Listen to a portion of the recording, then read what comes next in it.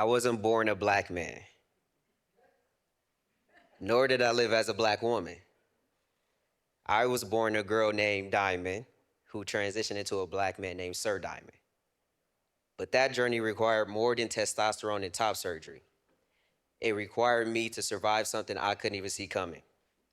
America's idea of who I'm supposed to be.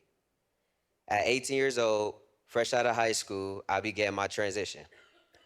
Not just physically from female to male, but socially from a life of being overlooked to suddenly being watched. Sometimes feared and often misunderstood. Transitioning from female to male isn't just a personal change. Transitioning into a black man in America is a cultural collision. And in my case, it came without a roadmap, without a mentor, and without a father figure. So I had to build manhood from the ground up. And today I want to take you with me on that journey so you can understand what it means to become a black man in America. When I first started to pass as male, I was excited until I realized something. My appearance was no longer just mine. It was a message. Suddenly a hoodie could get me followed. Walking too close to someone that night made them clutch their purse.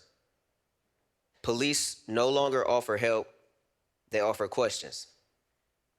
Statistically, black men are viewed as older, more dangerous, and less innocent than their peers, even as young as 10 years old. So I learned quickly, being seen as a black man in America means walking through a world that's already been warned about you. And on top of that, I was handed an invisible job description. Protect women, protect children, don't cry, don't break, don't fail.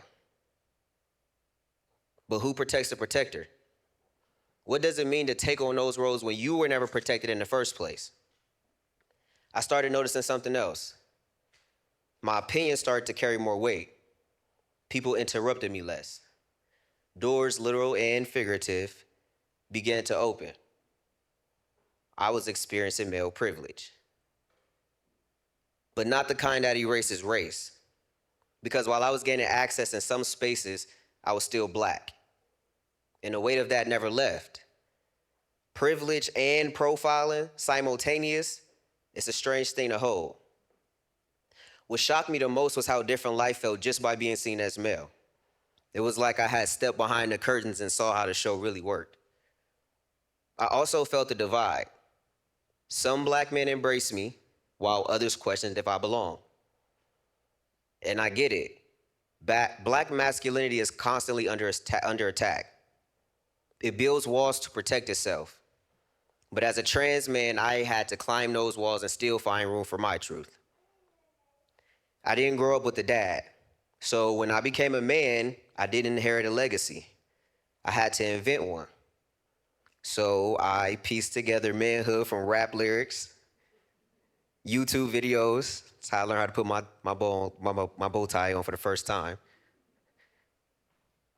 YouTube videos, locker room talks, and watching how men moved in the barbershop. I listened, I copied, I practiced. But some of those lessons were toxic. Be tough. Be silent. Don't show fear. Don't need anyone. And I had to ask myself, is this really what being a man means? At some point, I realized that real masculinity isn't about who you can dominate. It's about who you can uplift. It's about being dependable, not just strong. And most importantly, it's about emotional responsibility. Knowing when to speak, not just when to stay silent. Now, let's be honest. America has a very specific idea of the black man. We're seen as aggressive, unemotional, dangerous, or hypersexual, hypermasculine, and barely human. So when I became one, when I stepped into this identity, I didn't just gain facial hair and a deeper voice. I inherited a stereotype. Every time I walk into a store, I have to soften myself. Smile a little more. Keep my hands out of my pockets. Make sure I'm not too close to the white woman in the aisle, because the price of being misunderstood is death. And I had to learn to own my masculinity without losing my humanity. And the truth is, I'm not here to be feared. I'm here to be felt. I'm here to show that black manhood can be gentle, vulnerable, responsible, and free. So, what does it mean to become a black man in America? It means learning to live inside a body and an identity that the world already made assumptions about. It means protecting yourself while protecting others. It means teaching yourself what no one else taught you. It means rewriting manhood on your own terms. I didn't become a man when I started taking testosterone. I became a man the moment I chose truth over fear. And if I learned anything in my transition, is this: you don't have to be born into something to belong to it. You just have to build it honestly, intentionally, and unapologetically. Thank you.